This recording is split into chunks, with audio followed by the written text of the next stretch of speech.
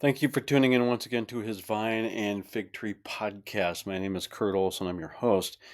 I'm coming to you on the late morning of November 12th, 2025.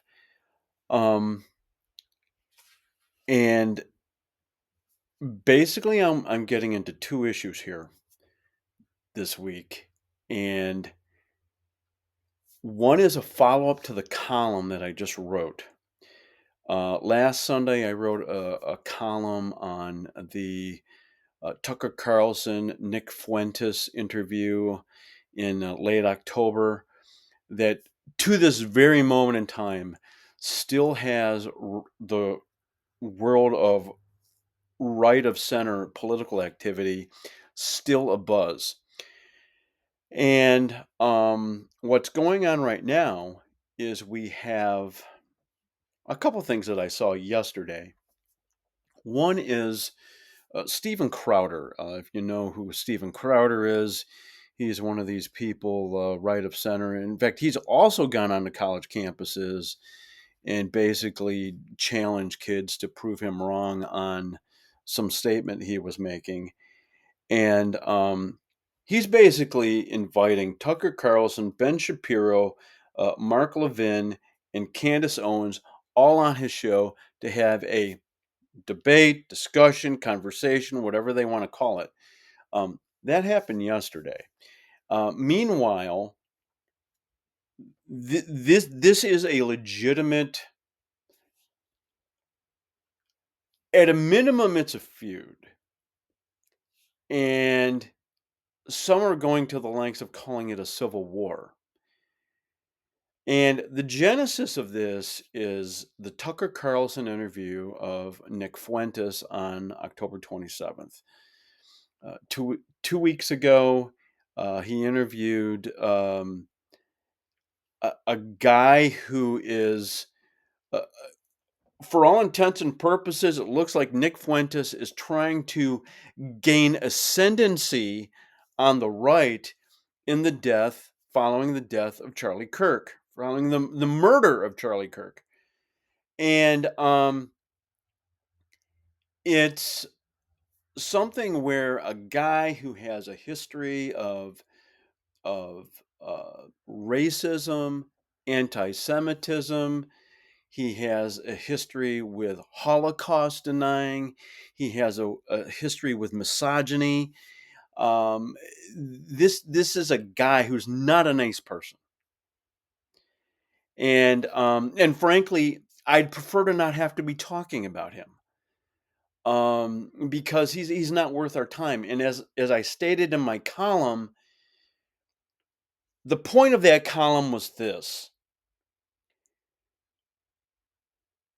Nick Fuentes cannot, must not have a seat at the table of the conservative movement in this country.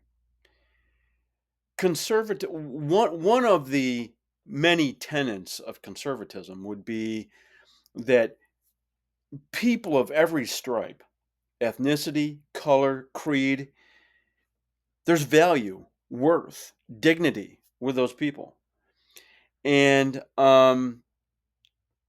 Fuentes and all that he does and says does not embody any of that.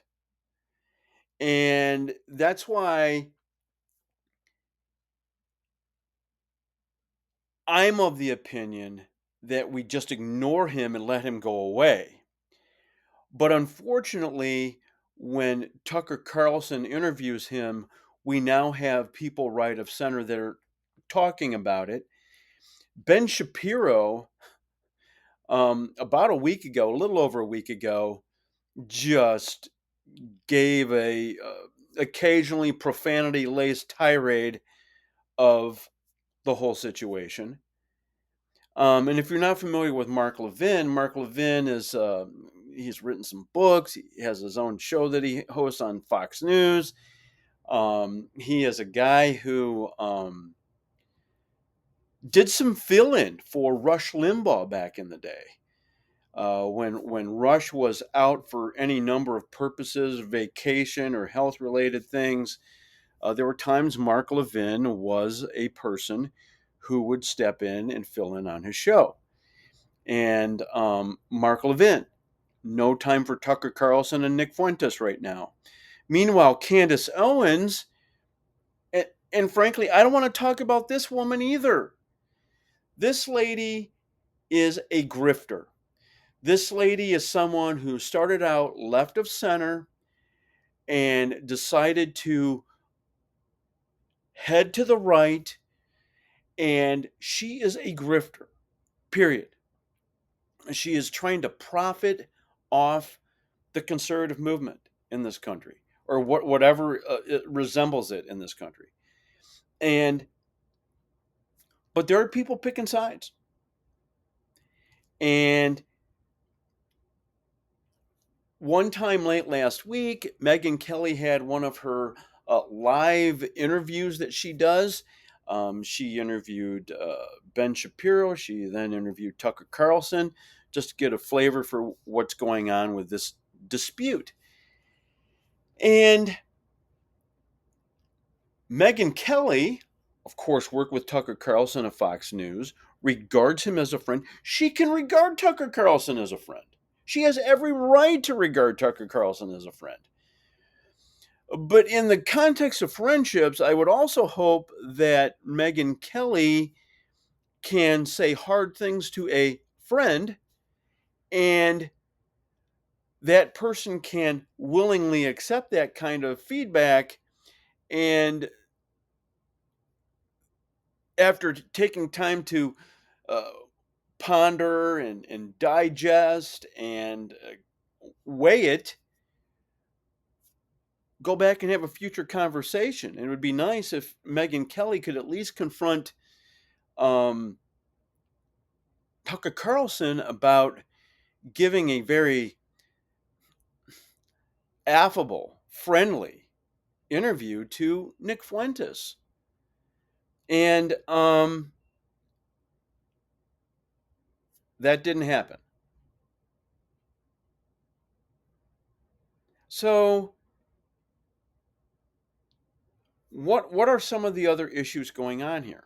And for Tucker Carlson, he gained his bona fides while working at Fox News, replacing Bill O'Reilly, taking that time slot and proving himself to be a guy who can tackle all kinds of issues, even things that would be regarded as someone regarded as out of bounds, and interview people and ask some difficult questions. And the problem that some of us, including myself, are having with Tucker Carlson is if he has someone on his show who deserves some pushback, shall we name names? Vladimir Putin, the president of Iran, Andrew Tate, Kanye West, you name it. And he's not displaying the Tucker Carlson as in his own franchise and as an independent than he did when he was working for Fox News. And this manifested itself again very recently. So late last week, Tucker Carlson was interviewing someone by the name of David Amsterdam. For those of you who have been paying attention to this podcast, the persecuted church has been in the news recently. And Donald Trump has basically told the Nigerian government, you will start protecting Christians who are under persecution, or you will face consequences from the United States government that are at a minimum sanctions, and at a worst, a military invasion of some kind. Military actions, my guess it would be like special forces, some other things. But needless to say, he did ask Pete Hegseth, his Secretary of War, to come up with plans for dealing with Nigeria. And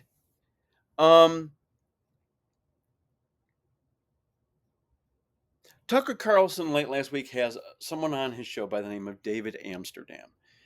David Amsterdam has his own consulting firm, and Tucker Carlson interviews this guy, and basically he goes on to say, well, this is a whole lot more complicated than what Donald Trump likes to think it is, and other people, and all this. Well, here we come to find out some things about David Amsterdam that brings his credibility into question.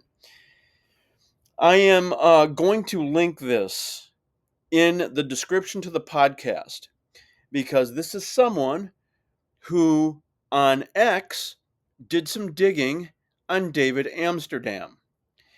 And David Amsterdam, David Amsterdam, um, has done some work in Uganda, and he uniquely is doing some work in Nigeria. Um, the governor of the Kaduna state in Nigeria, Nasir El Rufai, and the former governor of Akwa Ibom, Godswill Akpabio.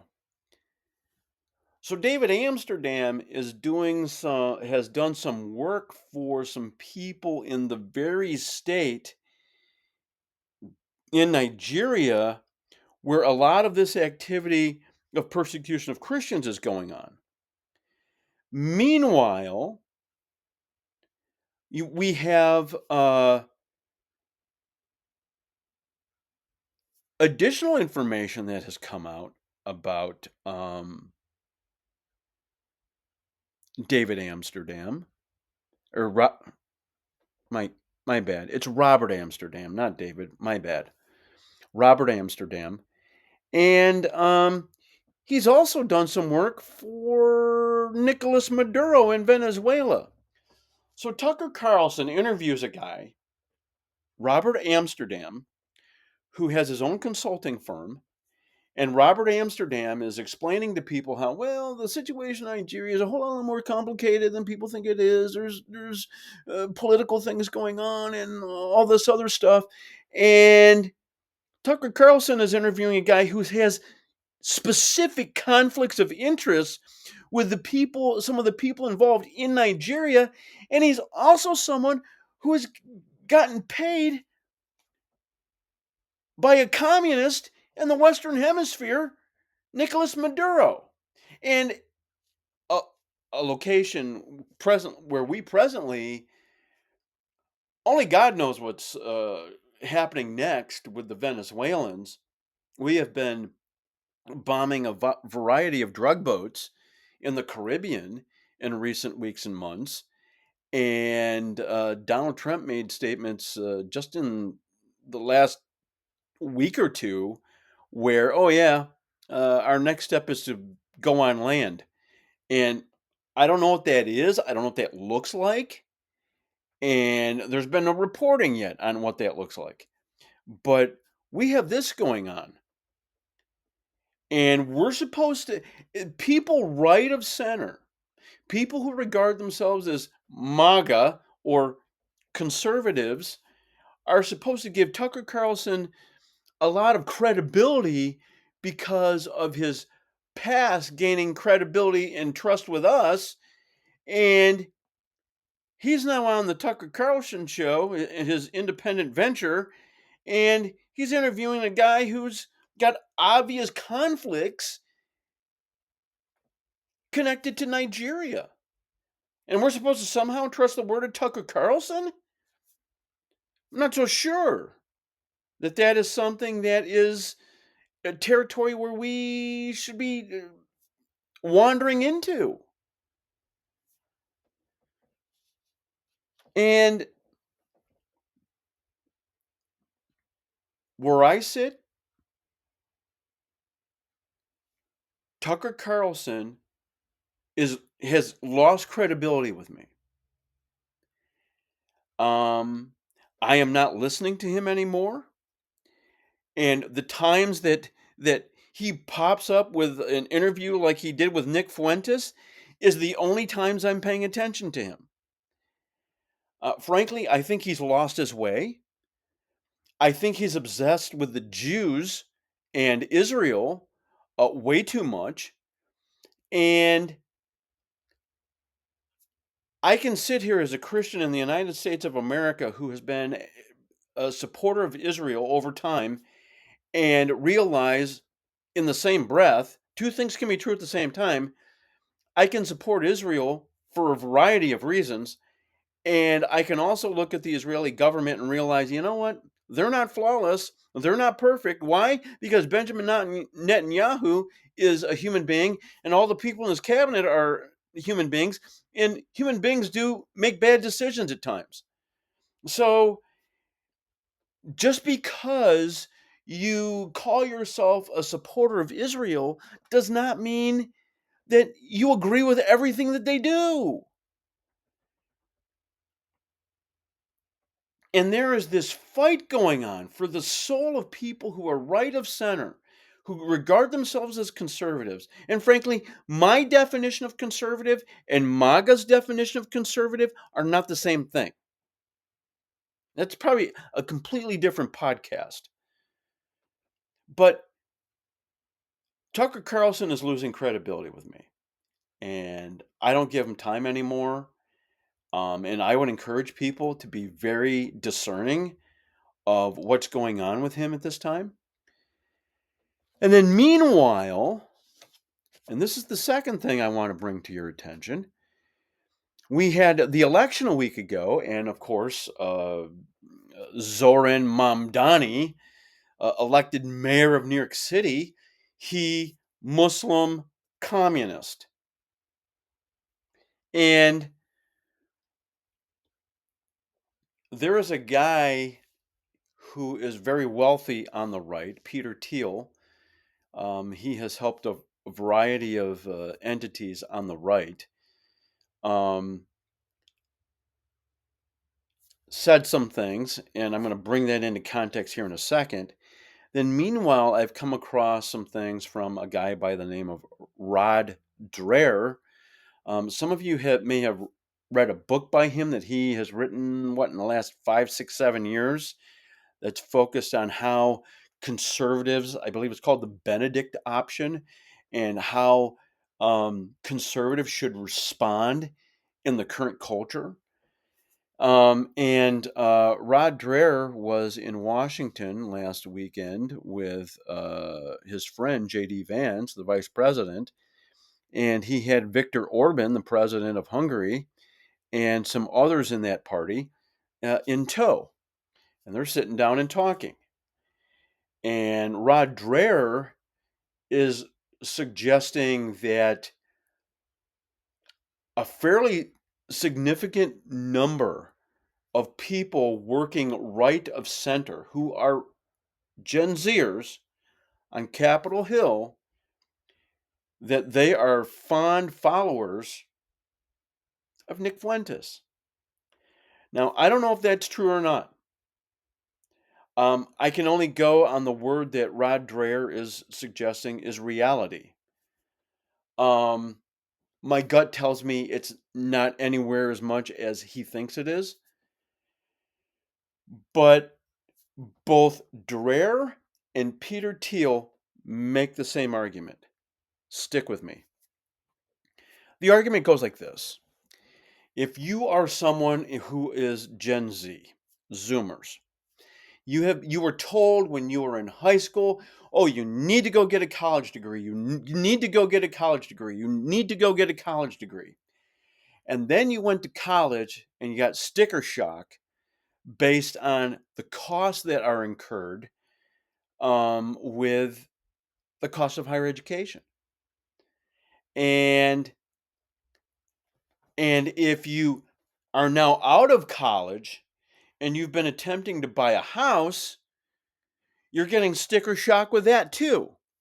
And the combination of student loan debt combined with the lack of affordability of housing, these two things are creating this linchpin of trouble for young people. and they don't have a stake in the success of our country. They their capitalism has let them down. Doing the things that they were supposed to do, go to college, get a degree, and then go buy a house. It's not happening for them. And they're becoming disillusioned. They're seeing the things that they were told to do and didn't manifest themselves, didn't happen. And Peter Thiel argues that's why some of these kids latch onto the likes of Zoran Mamdani. And the next politician in the United States of America who focuses on affordability and the ability for people to actually get into a home without going into massive debt, that person is going to become a very popular person and will have a fair amount of success with the American electorate. And this ultimately leads to Donald Trump. Donald Trump, we just had an election, and he's acknowledging that people blamed him for the government shutdown, and people are blaming him for some things in the economy that aren't actually gaining traction as quickly as he thought they were gaining traction. Because all throughout early 2025, multiple things in my social media feeds from people connected to the Trump administration or people with interests connected to the Trump administration. And the economy is improving. It's the Trump economic boom. Not happening here in Western New York. And based on the election, it's not happening elsewhere either. And this is a point I made last week in my post-election analysis. In 1981 and 2, following the Carter presidency, when we had interest rates out of control, we had unemployment out of control, we had all of the economic indicators were headed in the wrong direction. So we have the Kemp-Roth tax cut that gets passed through both houses of Congress, and it wasn't until late year 2 into year 3 when it started gaining traction. Now, we have tax cuts from the Trump administration too. But the other thing that is happening is this: tariffs. Now, I don't regard myself an economist. There are some basic things about economics that I'm versed on and I can communicate. This I know about tariffs. It's a tax. It acts as like a tax, because if a good is being taxed with a tariff, whether it's an export going out of our country or an import coming in, guess what? There is cost at some point that's being passed on to consumers. And that becomes a basic issue of affordability and cost of living in the United States of America. And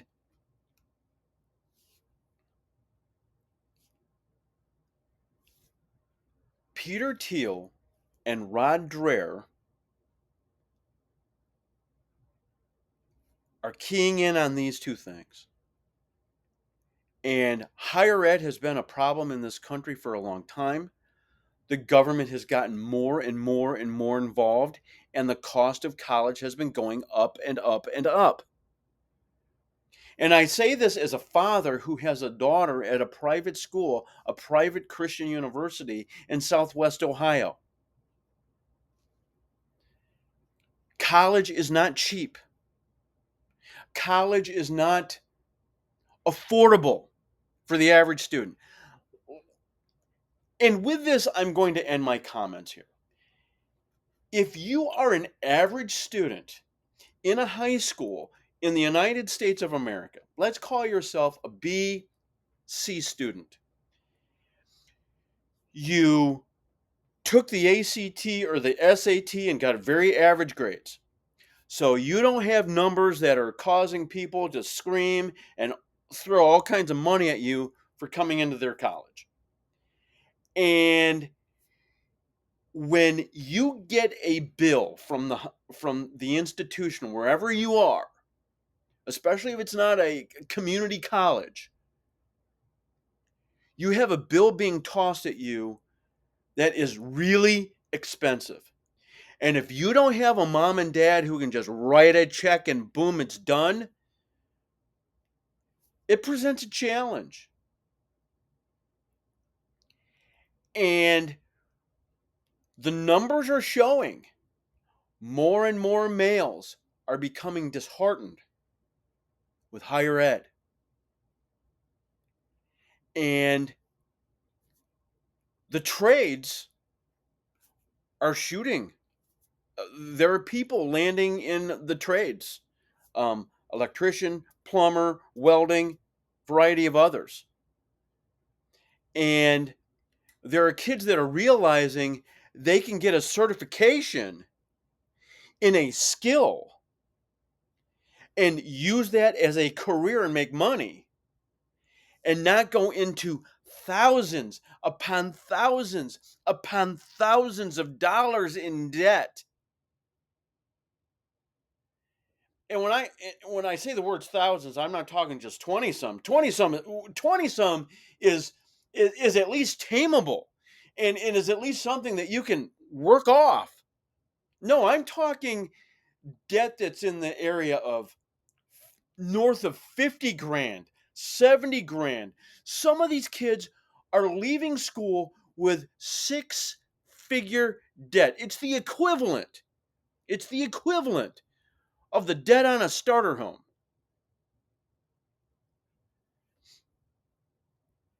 And the model for colleges is broken and no one's fixing it. No one's There are people that point this out, but they don't have anywhere near the influence that is necessary to get colleges as a whole to start thinking differently about the model that they have. And sadly, I'm going to ding my Christian colleges too. They operate on the same model, probably because everybody expects it if it's higher education.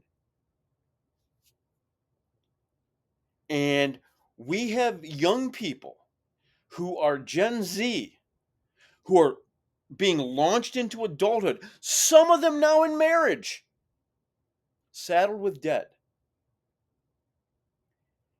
And it's the wrong approach. And it needs to change. And I'm going to repeat, the next politician in the United States of America who deals with the issues of affordability that actually drive down costs for food, gas, all the utilities, you name it, and is able to make even homes more affordable for young people, that person is going to be a very popular politician, and them and their party are going to have an awful lot of power for a very long time. And if you are someone who is in government and you're not paying attention to the issues of affordability that Americans are screaming about, shame on you. Shame on you. And it is about time that you did. That's all I have this week, folks. Those two things needed to be talked about because this thing going on with Tucker Carlson isn't going away anytime soon. And I just wanted to share my thoughts. You can go to my column from last Sunday and read it there. Um, And this podcast, his Vine and Fig Tree, is about freedom, liberty. And part of freedom and liberty is about economic freedom and economic liberty. And I will continue to talk about these issues because they're important. And that's all I have this week. We are on Apple Podcasts, Spotify, YouTube. Until next time, God bless and goodbye.